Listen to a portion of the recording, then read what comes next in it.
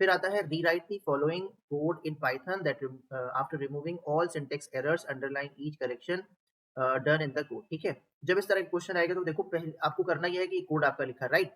आप चाहो तो इसमें लाइन नंबर्स डाल सकते हो, यूं इस तरह। यदि जब आप अपनी आंसर शीट में करोगे तो आप देखोगे corrected code with underline, corrected code with underline, ये आपने ऐसे कर लिया। ठीक है जी, आपने जब पहली लाइन लिखनी है तो आपने यहाँ क्या लिखना है, पहली लाइन इज करेक्ट, तो आपने लिखा line number 1 num1 comma num2। ये मैं इसलिए बता रहा हूँ क्योंकि अवंतिका नहीं थी क्लास में। 10,45। फिर वाइल का जो W है वो कैपिटल है, ठीक है, और यहाँ कॉलन मिसिंग है। तो जब आप इसको लिखोगे तो आप लिखोगे यहाँ पर, तो मैं यहाँ पर जब W लिखूंगा तो लिखूंगा W का वाइल का W छोटा, num1 modulo 2 num1 modulo num2 double equal to 0 लिखने के बाद यहाँ कॉलन लगाऊंगा, और मैं यहाँ करूंगा ये कि मैं इस कॉलन को अंडरलाइन कर दूंगा और इस W को अंडरलाइन कर दूंगा जहाँ मैंने करेक्शन किया। फिर उसके बाद अगला करेक्शन ये है कि आपका जो num1 प्लस इक्वल टू 20 ये बॉडी होना चाहिए, ये दोनों स्टेटमेंट बॉडी में आएंगे। तो आप इसको यहाँ से लिखोगे num1 plus equal to 20, num2 plus equal to 30।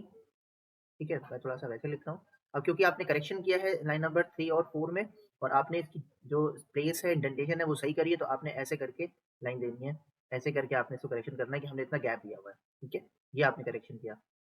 फिर उसके बाद लाइन नंबर 5 में एल्स आता है, तो आप एल्स को एल्स की जगह पे लिखेंगे, लेकिन ई का ई जो है लोअर केस में आएगा। लूप विद एल्स हमने पढ़ाया था, ठीक है, अगर किसी को डाउट है तो लूप विद एल्स हम अभी जब पढ़ाएंगे तो समझाएंगे। फिर ये प्रिंट है, ये भी बिल्कुल इसी की सीध में आएगा, यहाँ पर प्रिंट हेलो, इसमें कोई मिस्टेक नहीं है हेलो में, बाकी सब सही है। जहाँ जो मिस्टेक थी आपने उसको अंडरलाइन कर देना, यहाँ आपने ई स्मॉल किया तो ये आपने अंडरलाइन कर दिया, कॉलन पहले से दिया हुआ है तो कुछ नहीं दिया, तो ये करेक्टेड कोड आपने लिख दिया, आपको 2 मार्क्स में यहाँ पर मिल जाएंगे। होप दैट ये समझ आ गया होगा। 20th क्वेश्चन ऐसे हटा दे रहा हूँ। तो वो क्वेश्चन में आपने करना ये है कि डिक्शनरी आपने कॉपी कर ली। फिर से मैं एक बार क्वेश्चन आपको पढ़ा देता हूँ। क्वेश्चन ये है कि मुझे एक फंक्शन बनाना है डिस बुक नाम का, जिसमें हम बुक्स एज अ डिक्शनरी पास कर रहे हैं। Takes dictionary books as an argument and display the names in upper case of those books whose name starts with a constant, जिनके नाम के स्टार्टिंग में कॉन्सोनेंट आता है, कॉन्सोनेंट आता है, बार-बार कॉन्सोनेंट। तो अभी फिलहाल मैं ना फंक्शन से नहीं कर रहा हूँ, आपको जल्दी से बता देता हूँ। पहले तो बेसिक चीज समझ लो कि 3 फंक्शन याद रखो डिक्शनरी के। डिक्शनरी के 3 फंक्शन कौन से हैं? अगर आपको मतलब मैंने इसको छोटा ले लिया, बुक को इतना बड़ा नहीं ले रहा हूँ, मैं बी ले ले रहा हूँ, I am not wasting my time on yours also. B dot अगर हम लिखते हैं आइटम्स, तो हमें मिलेगा सारे आइटम्स, लिस्ट ऑफ टपल्स मिलेगा। ठीक है, फॉर लूप लगाएंगे तो एक एक पूरा एक टपल मिल जाएगा। अगर हम लिखते हैं बी डॉट कीज, तो हमें सिर्फ कीज की लिस्ट मिलेगी 1 2 3 4 5 6। और अगर हम लिखते हैं B dot items, B dot values, तो हमें क्या मिलेगा, बोलो क्या मिलेगा? वैल्यूज। तो हम डायरेक्ट वैल्यूज पे काम नहीं कर सकते क्या? हम कीज पे क्यों काम कर रहे हैं, है ना? तो भाई दिमाग लगा दो, यानी कि हम यहाँ लिख देंगे फॉर, ठीक है, v in B dot values, बोलो ठीक है, ऐसे कर लिया हमने, है ना? आपको कहता है ये डिक्शनरी है मेरे पास ऑलरेडी से बनी हुई है, अब प्लीज इसको जो है ना वैसे फंक्शन से बताओ। तो भाई हम यहाँ पे ले लेंगे डेफ डिस्प बुक, ठीक है, और हमने यहाँ पर ब्रैकेट के अंदर एज बी को पास कर लिया, मतलब बी हम मान लेते हैं कि हमारे पास है।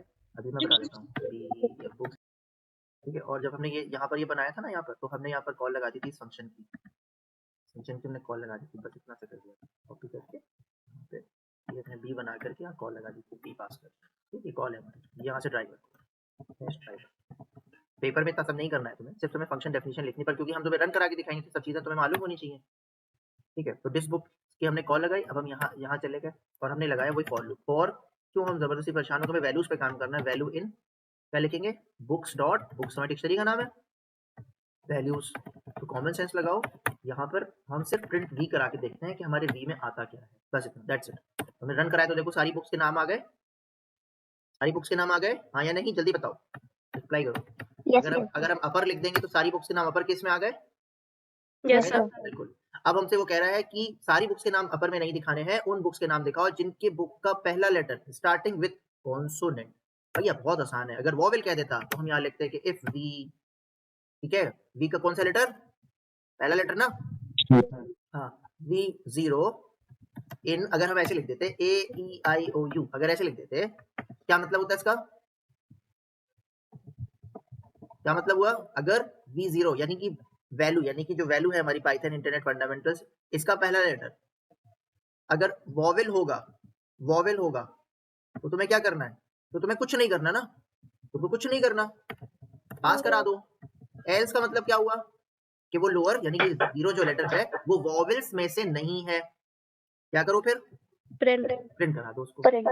आई समझ में? बस इतना सा कोड बनाना था, कुछ भी वैल्यू नहीं थी इस कोड की। अब हमने लोअर क्यों लिख दिया? भाई पहला लेटर सबका कैपिटल है, तो हम क्या कर रहे हैं, एक क्योंकि हमने या तो हम यहाँ कैपिटल लिखें ए ई आई ओ यू ऐसे करें, और फिर यहाँ से इनको अपर करें, क्योंकि कुछ कैपिटल भी हो सकते हैं, कुछ अपर भी हो सकते हैं, लोअर भी हो सकते हैं। या तो अपर करा लो पहले लेटर को और इस तरफ सारे वॉवेल अपर में लिख लो, ठीक है, और पास करा दो। तो वॉवेल आए तो पास कर देना, कुछ ना करना। लेकिन अगर वॉवेल नहीं आया तो फिर क्या क्या माना जाएगा? उसको कॉन्सोनेंट ही माना जाएगा, है ना? ऐसा हो सकता है ना? फिलहाल हम ये मान के चलें सारे अल्फाबेट ही आ रहे हैं, वरना इसमें तो और भी थोड़ा डिटेलिंग लगेगी। नहीं, चलो क्या लिखते हैं, इफ V0 पहला लेटर डॉट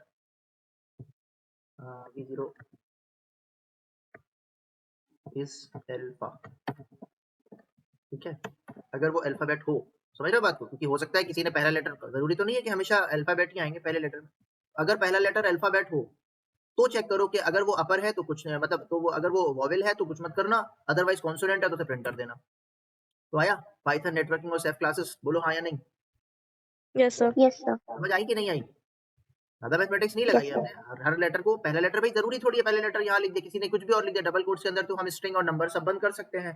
तो एक जो प्रॉपर लॉजिकल कोड है वो ये है, क्योंकि कोई कहतेगा सर जरूरी नहीं है V0 में आपने वॉवेल नहीं, क्या पता वो डिजिट होता पहला लेटर, तो भी अब तो भी उसको अपर दिखाने लगता है, तो लॉजिक ही फेल हो जाता। अब ये लॉजिक एब्सोल्युटली इसलिए करेक्ट है क्योंकि हमने क्या कर लिया यहाँ पर, पहले चेक कर लिया कि जो पहला लेटर है अगर वो अल्फाबेट्स में से है तो पॉसिबिलिटी बनती है लोअर और अपर की, और वॉवेल की। तो फिर हमने जो है वो चेक कर लिया कि अगर वो पहला लेटर जो अल्फाबेट है, पर क्या अगर वो वॉवेल है तो उसे छोड़ देना, पास कर देना, एम्प्टी कर दो, नहीं तो उसको डिस्प्ले कर दो। इस कोड को हम थोड़ा सा और मॉडिफाई कर सकते हैं, सीधे सीधे अगर वो जो पहला लेटर है, मतलब पहला V0 पे जो पहला लेटर पढ़ रहा है, अगर वो वॉवेल नहीं है, not a A E I O U, not belongs to A E I O U, तो क्या करना है तुमको?